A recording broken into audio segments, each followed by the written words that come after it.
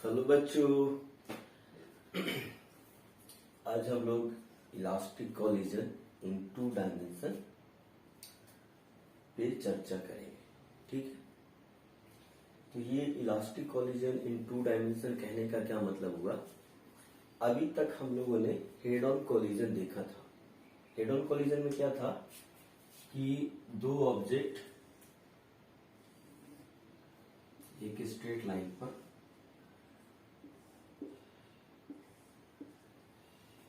एक horizontal plane पर एक स्ट्रेट लाइन पर कुछ u1 वेलोसिटी और कुछ u2 वेलोसिटी से चल रहे थे, और ये जब कोलाइड करते हैं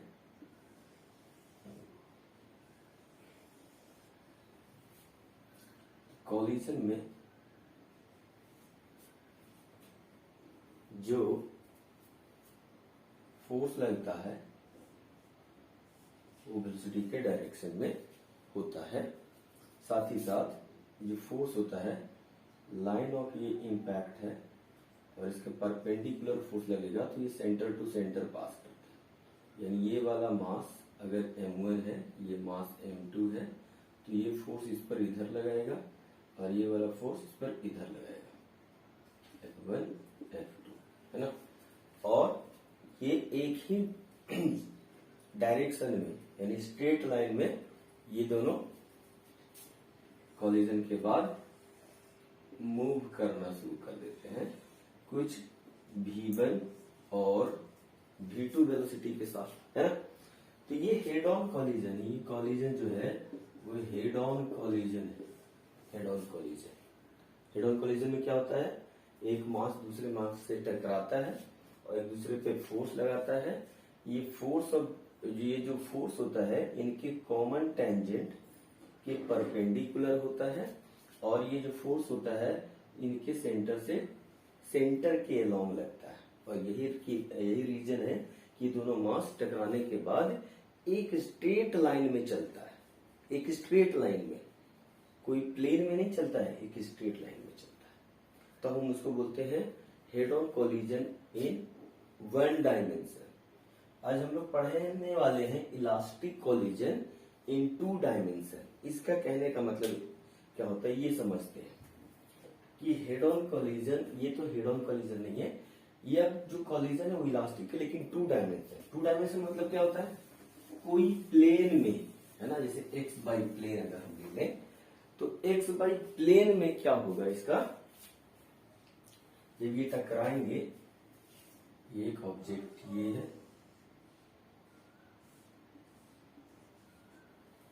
इसका वेलोसिटी u1 है, इसका वेलोसिटी u2 है। लेकिन जो इनका जो डायरेक्शन ऑफ मोशन है, अभी टकराएंगे, ये जो सेंटर से कुछ इसका सेंटर का दूरी है जो एक स्ट्रेट लाइन में नहीं है, कुछ ऊपर या नीचे है। मान लेते हैं ब्लॉक ये है, ये ब्लॉक बी है, इसका सेंटर और इसके सेंटर के बीच का दूरी कुछ b है, स्मॉल b है ना। तो जब ये टकराएंगे, यहाँ पे जब टकराएगा तो कुछ ऐसा टकराएगा इस तरह से, है ना। अब यहाँ पर जो फोर्स है ये कॉमन टेंजेंट हो गया, इसी के अलोंग लगेगा, लेकिन डायरेक्शन ऑफ मोशन क्या है, अलग। फोर्स, ये जो force of action of force है जो ये वेलोसिटी के डायरेक्शन में नहीं है, जबकि हेड ऑन कोलिजन में क्या होता था, जो फोर्स होता था वो वेलोसिटी के डायरेक्शन में लगता था। यहाँ कुछ है, वेलोसिटी से कुछ एंगल बना रहा है ना, ये कुछ मान लीजिए θ1 है, ये θ2। तो जब ये टकराएगा तो टकराने के बाद क्या होगा, ये वाला कुछ मास इस डायरेक्शन में चला जाएगा और ये वाला कुछ मास इस डायरेक्शन में चला जाएगा। ये मान लेते हैं θ1 है और ये मान लेते हैं θ2। ठीक है, और कोलिजन यहाँ पे हम क्या मान रखे हैं, इलास्टिक कोलिजन। तो ये जो मोशन है ये दो डायरेक्शन में, एक्स टू डायमेंशन में, एक्चुअली प्लेन में, टू डायमेंशन में एक्स और वाई में। ये वाला मास m1 अगर मान ले, ये मास अगर m2 मान ले, तो m1 मास एक्स वाई प्लेन में जाएगा और m2 mass x by dash plane में जाएगा। तो ये दोनों ब्लॉक अलग अलग प्लेन में मूव कर रहे हैं। हालांकि प्लेन क्या है, x बाई ही है, लेकिन ये x बाई डैश में जा रहा है और ये x बाई x प्लेन में जा रहा है ना।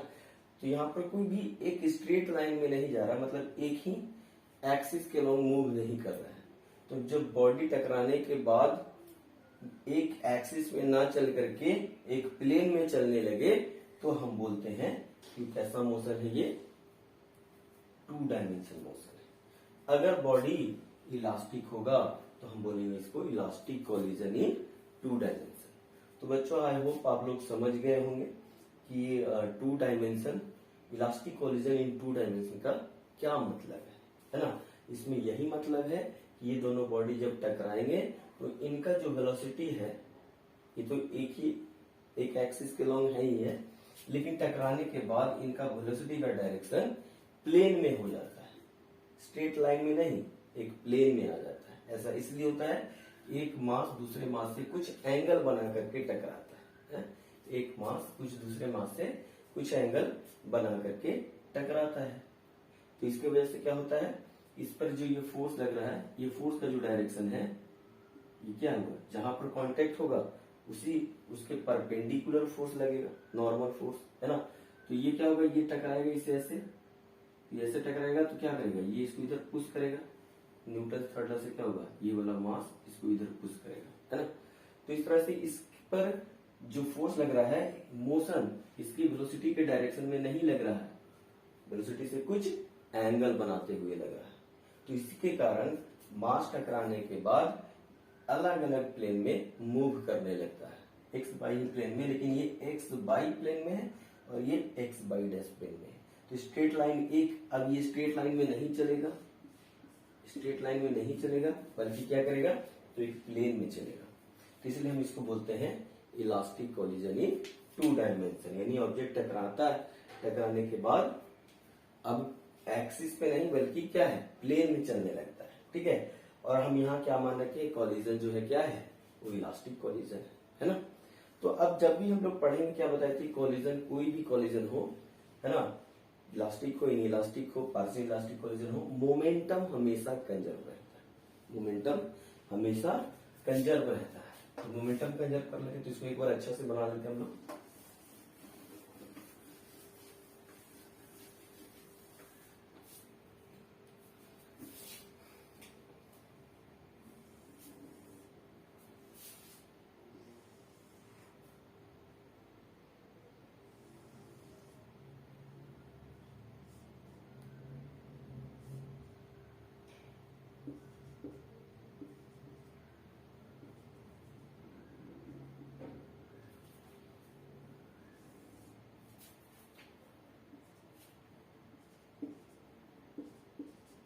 अब ये दोनों मास है क्या, इसका मान लेते मास m1 है, इसका मास है m2 है।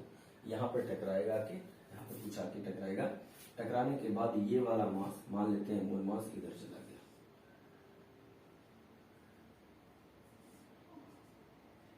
m1 मास इधर चला गया कुछ v1 वेलोसिटी से, और m2 मास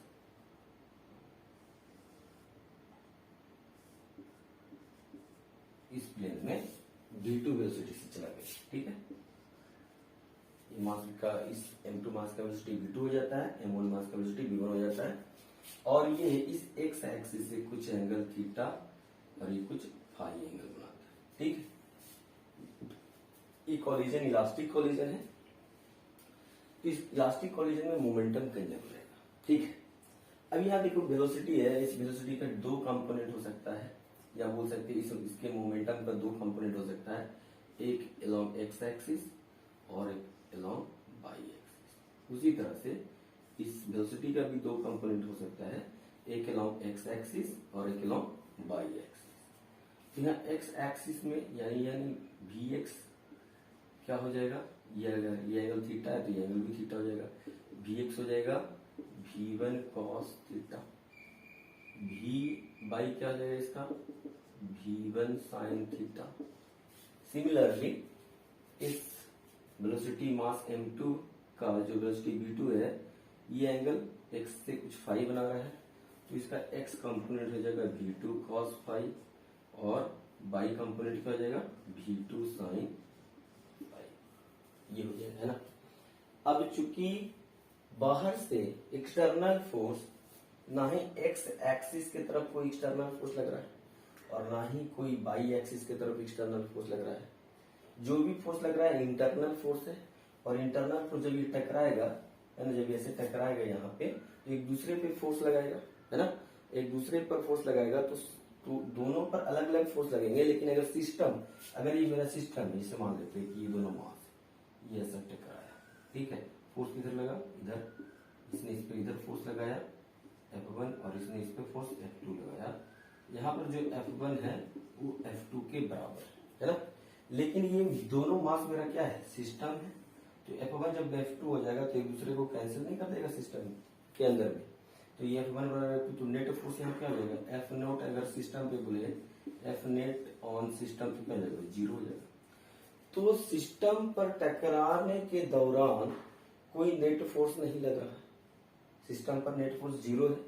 और सिस्टम के बाहर, यानी सिस्टम के बाहर कोई एक्सटर्नल फोर्स नहीं लग रहा है, ना ही एक्स एक्सिस में ना ही वाई एक्सिस में।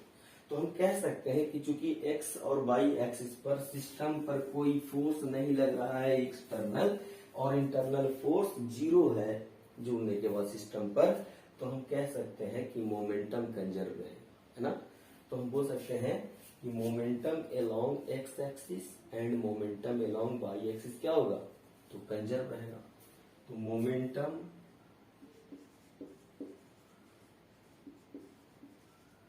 Along x axis and y axis remains conserve. ऐसा क्यों, क्योंकि एफ एक्स नेट जीरो है external, F x external direction में जो फोर्स है जीरो है, और एफ वाई एक्सटर्नल भी जीरो है ना। और जो भी फोर्स है इंटरनल फोर्स है, इंटरनल फोर्स सिस्टम के अंदर बराबर होता है, तो इसलिए क्या हो जाएगा, उसका सम जीरो हो जाएगा। तो F external along x axis और F external along Y axis zero है, तो मोमेंटम कंजर्व रहेगा। तो मोमेंटम कंजर्व कर लेते हैं। तो मोमेंटम कंजर्व करेंगे तो अलोंग एक्स एक्सिस क्या होगा, पी आई एक्स बराबर पी एफ एक्स, यानी सिस्टम का momentum along x axis, initial momentum system का अलोंग एक्स एक्सिस बराबर होगा सिस्टम का final momentum along Y axis. तो एक्स एक्सिस की तरफ इनिशियल मोमेंटम क्या है, तो m1 u1 plus m2 u2 बराबर, ठीक है। अब इस टकराने के बाद भी मोमेंटम बराबर होगा किसके, तो इनिशियल मोमेंटम के। किधर, तो एक्स एक्सिस में। तो एक्स एक्सिस में मोमेंटम इधर कितना है, तो इधर पी फाइनल जो है एक्स एक्सिस की तरफ v1 अगर बोले तो ये कितना है, m1 v1 cos theta, p2 कितना है, m2 v2 cos फाई, है ना। तो यहाँ पर फाइनल मोमेंटम कितना हो गया, m1 v1 cos theta plus m2 v2 cos phi, ये हो गया। हम चाहे तो इसको इक्वेशन 1 मान सकते हैं, ठीक है। अब मोमेंटम अलोंग वाई एक्सिस भी कंजर्व होगा। Momentum along Y axis along Y axis क्या हो जाएगा, तो वाई एक्सिस में कोई वेलोसिटी है, यहाँ जीरो है, यहाँ भी जीरो है। यहाँ मोमेंटम क्या है, v1 sin theta Y axis की तरफ, और वाई डैश की तरफ v2 sin फाई। तो वाई एक्सिस के लॉन्ग मोमेंटम कंजर्व होगा, तो वाई एक्सिस के बाद मोमेंटम कितना है यहाँ पे, तो जीरो प्लस जीरो दिख रहा है अभी, दिख रहा है। तो जीरो इधर इनिशियल मोमेंटम वाई एक्सिस के लॉन्ग क्या है सिस्टम का, तो इसका भी जीरो, इसका भी, तो जीरो प्लस जीरो, ये बराबर होगा सिस्टम का final momentum along by axis. तो फाइनल मोमेंटम यहाँ पर क्या होगा, P बाई मास m1 का m1 v1 साइन थीटा, और इधर क्या होगा P2 P बाई, इधर क्या होगा तो m2 v2 साइन फाइव। तो क्या हो गया, x बाई एक्सिस के अलाउंग मोमेंटम कितना है m1 v1 साइन थीटा। अच्छा, नीचे इसके जस्ट अपोजिट है, तो अगर हम ऊपर पॉजिटिव लेंगे तो नीचे क्या होगा, डायरेक्शन नेगेटिव होगा, और हम लोग जानते हैं कि मोमेंटम एंड वेक्टर क्वांटिटी।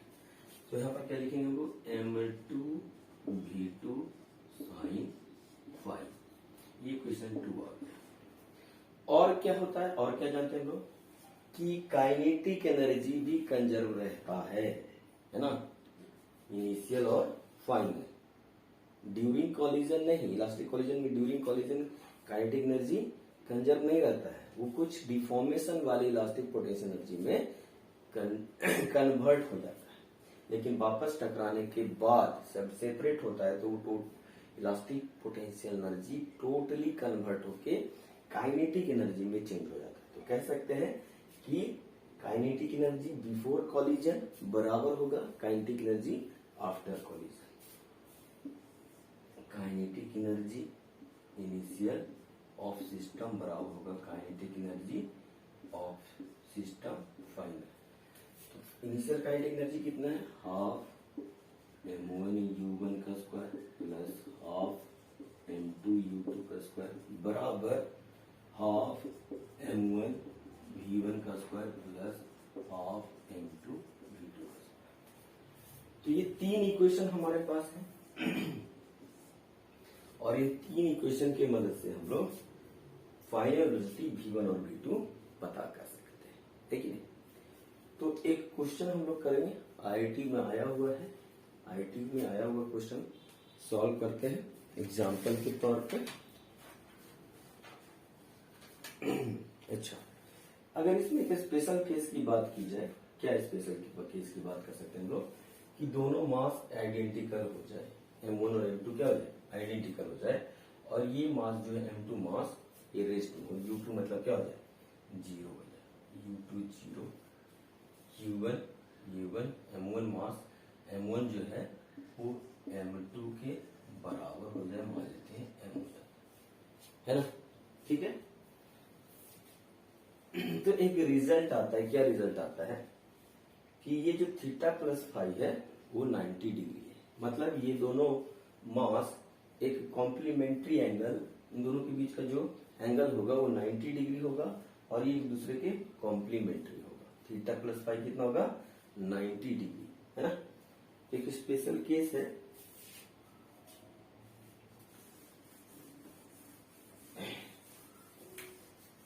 इसको नोट कर ले पॉज करके वीडियो को, ठीक है। हम इसको मिटा रहे हैं,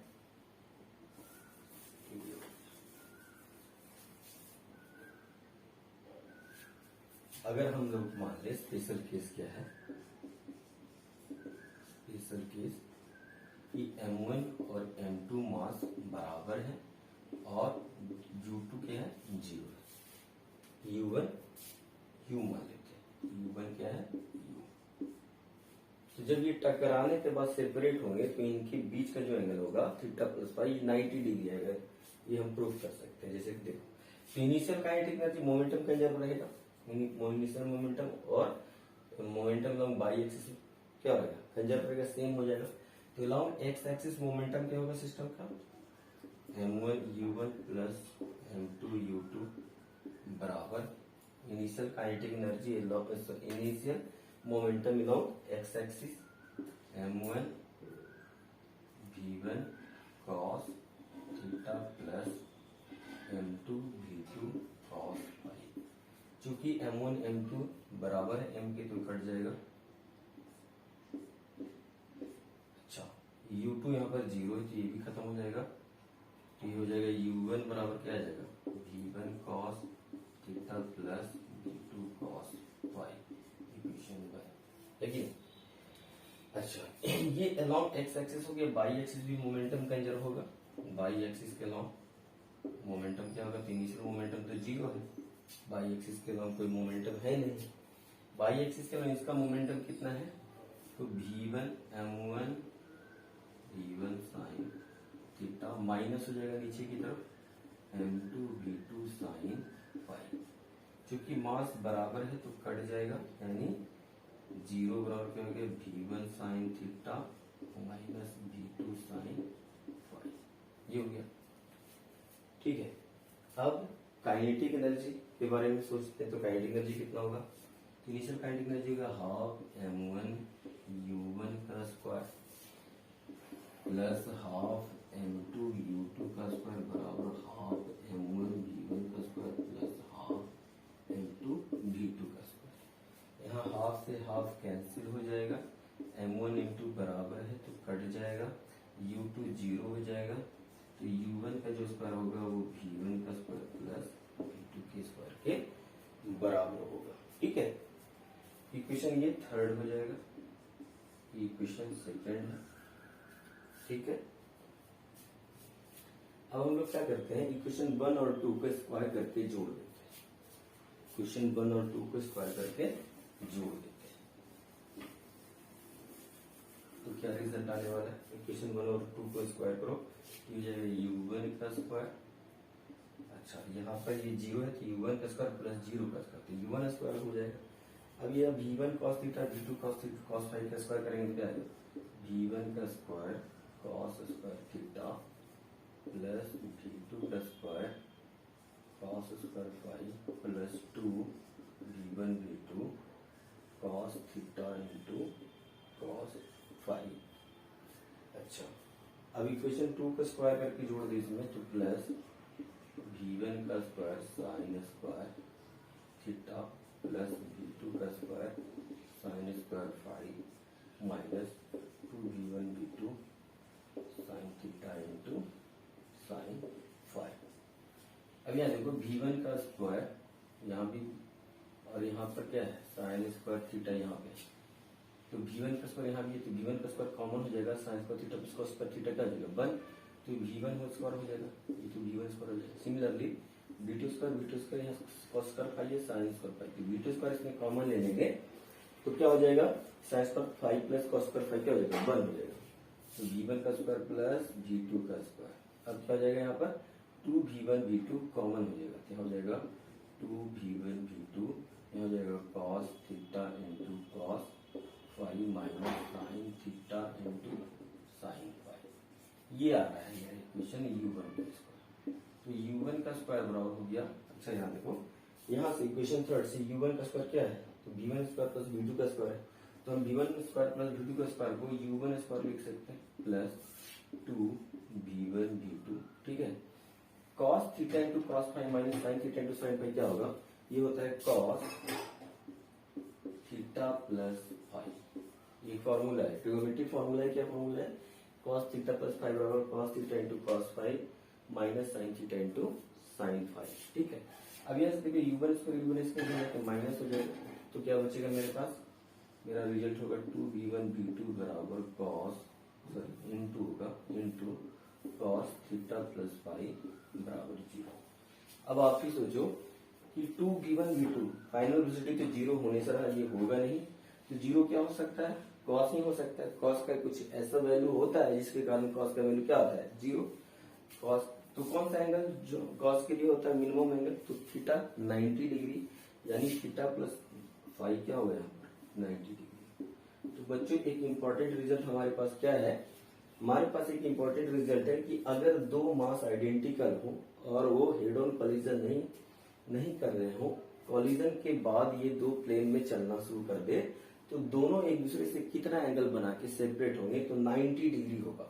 मतलब अगर कोई 30 डिग्री बना रहा है तो दूसरा 60 डिग्री, अगर एक 45 है तो दूसरा भी 45 बनाएगा, है ना, अगर पहला 60 है तो दूसरा क्या होगा 30 डिग्री एक्स एक्सिस से बना करके मूव करेगा।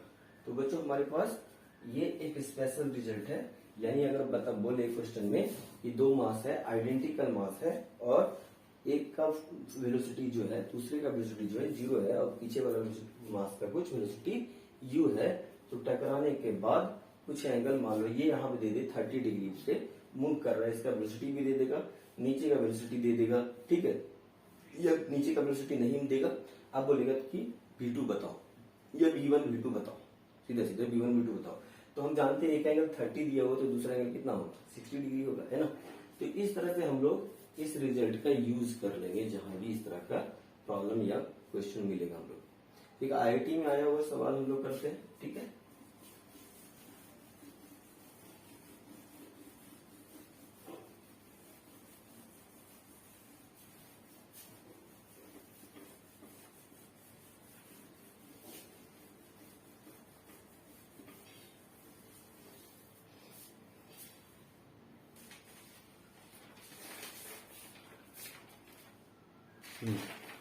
आईटी 2090 का एक क्वेश्चन है, इसमें कुछ डायग्राम दिया हुआ है।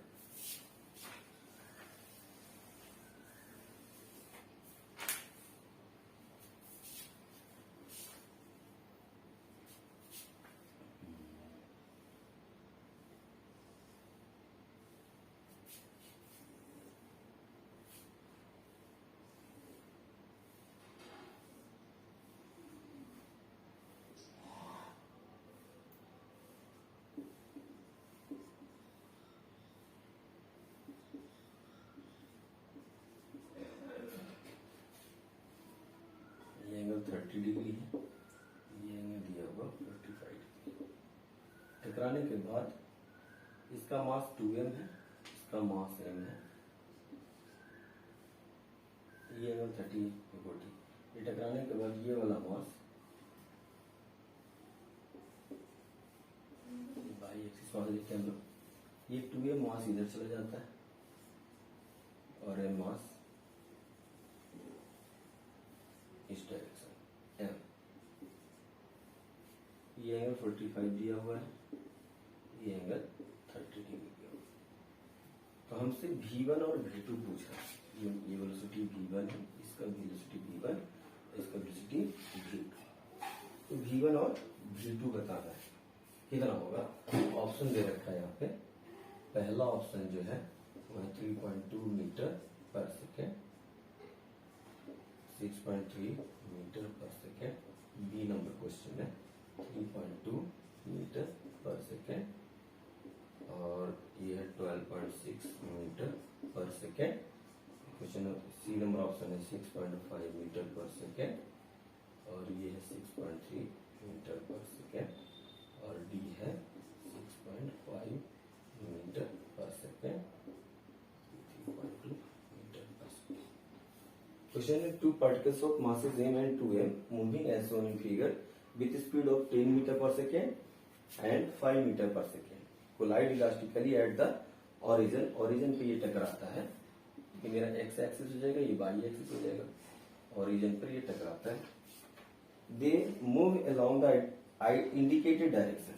indicated direction में ये मूव कर रहे हैं, ये मास बढ़ा है, मास हो गया 2m मास, ये मास 2m, ठीक है। With speed v1 and v2 respectively find the value of v1 and v2। ये IIT 2009 का सवाल है, IIT 2019 का सवाल, IIT 2019 का सवाल है, ठीक है। तो पता चल रहा है इलास्टिकली कॉलिजन बोल रहा है, ठीक है।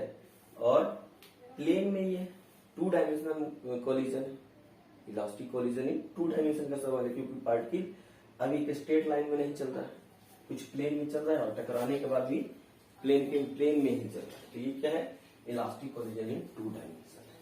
तो हम इसको सॉल्व कैसे करेंगे, ठीक है। तो यही हम लोग क्या करेंगे कि 3 इक्वेशन बनाएंगे। कौन कौन सा पता है हम लोग को, एक एक्स एक्सिस के लॉन्ग मोमेंटम कंजर्व करेंगे, वाई एक्सिस के लॉन्ग मोमेंटम कंजर्व करेंगे और काइनेटिक एनर्जी भी कंजर्व करेंगे बिफोर कॉलिजन और आफ्टर कॉलिजन, ठीक है। तो कर लेते हैं पहला। तो अलोंग एक्स एक्सिस मोमेंटम क्या होगा, एक्स एक्सिस के लॉन्ग मोमेंटम कंजर्व क्या होगा सिस्टम का, तो बिफोर कॉलिजन मोमेंटम क्या हो जाएगा। तो इसका 2 कंपोनेंट होगा, ये एंगल 30 डिग्री तो ये एंगल 30 डिग्री हो जाएगा, ये एंगल 45 है तो ये भी एंगल 45 डिग्री हो जाएगा, है ना।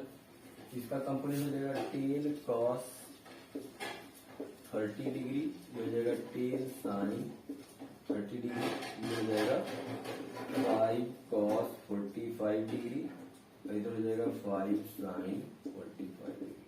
ठीक है, तो initial momentum along x axis क्या हो जाएगा, ये हो जाएगा 10 इंटू मास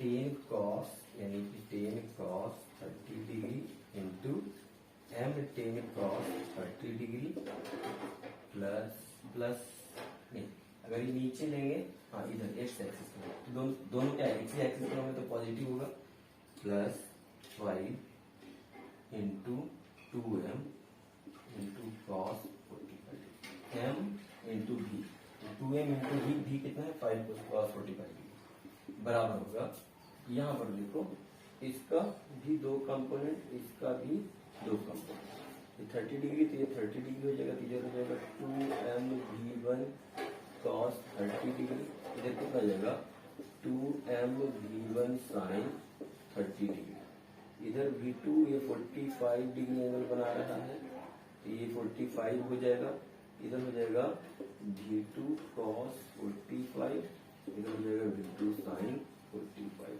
ठीक है, ये हो गया initial momentum along x axis बराबर होगा सिस्टम का final momentum along x axis, ये हो जाएगा 2m v1 cos 30 degree plus यहाँ पर मास हो जाएगा m v2 cos 45 डिग्री, ये मास 2 है, ये मास m है।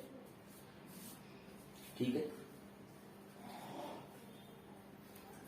ठीक है, तो इसको सॉल्व कर लेते हैं, मास mm तो कैंसिल हो जाएगा m cos 30 कितना √3/2, तो 2 से कैंसिल हो जाएगा, तो 5√3 हो जाएगा ये, प्लस ये 10 cos 45 1/√2, तो 10/√2 बराबर 2 cos 30 कितना √3/2, 2 से 2 कैंसिल, तो √3 v1 हो जाएगा, ये हो जाएगा m कैंसिल हो गया v2/√2, ये हो गया।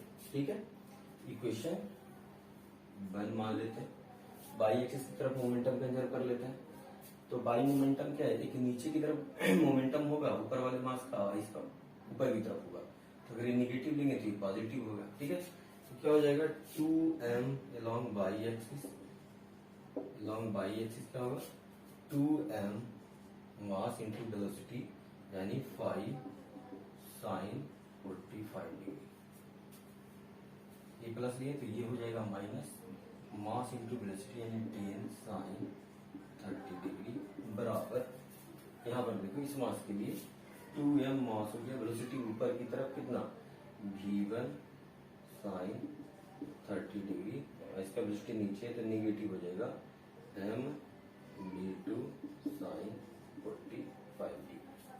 ठीक है, अब मास कैंसिल हो जाएगा, m कैंसिल, साइन 45 1/√2 हो जाएगा 5/√2, यहाँ से कैंसिल हो जाएगा तो 5√2 हो जाएगा, 5√2 माइनस साइन की हाफ, तो ये 5 हो जाएगा बराबर 2 v1 sin 30 1/2, तो 2 से 2 कैंसिल, तो ये v1 हो जाएगा माइनस v2 sin 45 क्या होगा √2 1/√2, तो ये हो गया इक्वेशन 2। अगर हम 1 और 2 को जोड़ दें तो ये कट जाएगा, तो क्या बचेगा मेरे पास, ये जुड़ जाएगा 5√2, तो यहाँ पे ये 5√2 हो जाएगा कट के, ये हो जाएगा 5√2। ठीक है, तो इसको सॉल्व करो, तो ये 5√2 कितना हो जाएगा 10√2, यहाँ पर 5 कॉमन हो जाएगा, तो प्लस 5√3 माइनस 1, और ये जुड़ के कैंसर बराबर, यहाँ v1 कॉमन हो जाएगा √3 प्लस 1, तो v1 बराबर क्या हो जाएगा, v1 बराबर हो जाएगा 10√2 प्लस 5√3 माइनस 1/√3 प्लस 1।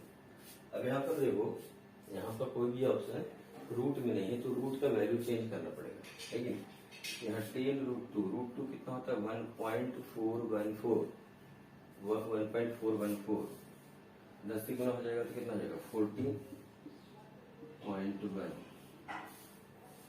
प्लस √3 होता है 0.732 में -1 कर दो तो 0.732 में 5 से गुना कर दो तो 10, 15, 1, 16, 35, 1, 36 तो हो जाएगा ये 3.66 अपॉन √3 का वैल्यू कितना हो गया 1.732 + 1 तो हो जाएगा 2.732 है ना। तो जुड़ के कितना हो जाएगा 676.17 दशमलव कैंसर। 1776 में अगर हम भाग लगा दें इससे 273 से कितना बार में कट जाएगा तो 6 बार में कट जाएगा 6 6 की 18, 42, 41, 4, 12, 4, 16, 8 ये हो गया 6 में से 3 गया 3 ये कैंसिल 0.0 6 बार में नहीं लगेगा कुछ 5 बार में शायद लग जाएगा 5 दिया 15 और 35 1 36 3 10 3 13 6.5 वाला मिल रहा है तो यही दोनों में से कोई होना चाहिए 6.5 चलो ठीक है 6.5 आ गया मान लेते हैं तो 6.5 ये मेरा क्या आ गया ये आ गया V1 तो V1 मेरा कितना हो गया 6.5 मीटर पर सेकेंड। ठीक है V2 निकालने के लिए क्या करेंगे V1 का वैल्यू किसी में पुट कर दो V2 का वैल्यू पता चल जाएगा। तो हमारे पास दो इक्वेशन है एक इक्वेशन ये है एक इक्वेशन ये है तो अगर हम इसमें वैल्यू पुट कर दे रहे हैं 6.5 तो कितना हो जाएगा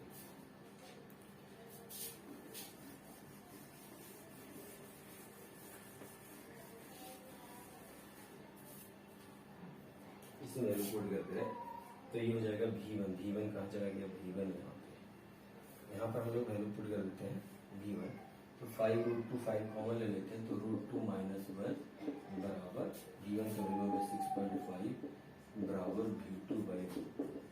ठीक है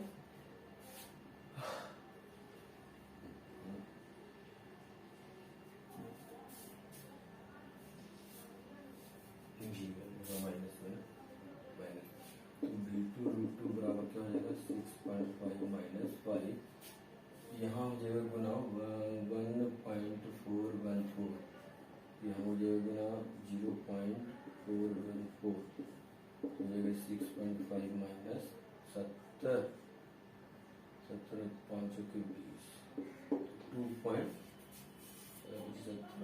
20 2.070 V2/2 इसको माइनस करें अगर 6.0 6.50 में 2.07 ये जाएगा 43 ये जाएगा 4.43 इंटू √2 यहाँ जाके गुना होगा 1.414 तो कितना हो जाएगा 14 से 4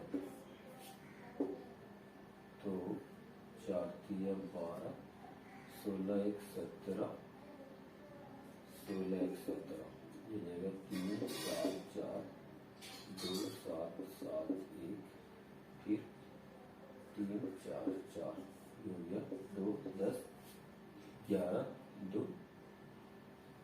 13 1 14 10 5 15 1 16 11 1 12 5 1 6 3 2 5 1 2 3 4 5 6.26 यानी 6.3 लगभग तो 6.3 यही है तो यही ऑप्शन होगा सी लिख सकते हैं। इतना बराबर कितना हो जाएगा ये हो जाएगा V2 बराबर 6.3 मीटर पर ये तो IIT का सवाल था बहुत 2009 का पूछा हुआ था। तो बच्चों ये था हमारा इलास्टिक कोलिजन इन 2 डायमेंशन। मिलते हैं हम लोग नेक्स्ट वीडियो में तब तक पढ़ाई करते रहिए। All the very best. Thank you.